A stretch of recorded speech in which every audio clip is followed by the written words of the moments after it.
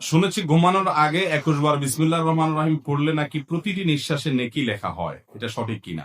না ভাই, এরকম কোনো কথা কোরআন হাদিসে কোথাও আছে বলে আমার জানা নাই যে ঘুমানোর আগে 21 বার বিসমিল্লাহ পড়লে প্রতি নিঃশ্বাসে নেকি লেখা হয়।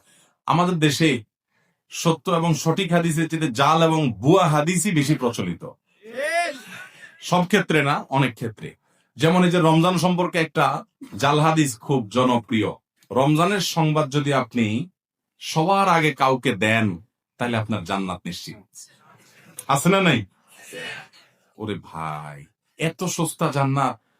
এই জন্য যুবক পোলাপাইন যত আকাম কুকাম যা আছে সব করে নামাজ কালামের পড়ার দাঁড়ে নাই, শুধুমাত্র মেসেজ ইনবক্সে 10 জনের পাঠায় দেয় আর জান্নাত নিশ্চিত করে ফেলায়। এত সস্তা জান্নাত! জান্নাত পেতে হলে ঈমান লাগবে, নেক আমল লাগবে, গুনাহ ছাড়তে হবে, নামাজ পড়তে হবে, হালাল পথে চলতে হবে, হারাম বর্জন করতে হবে, হারাম রিলেশন বর্জন করতে হবে, তারপরে জান্নাত লাভ করা যাবে।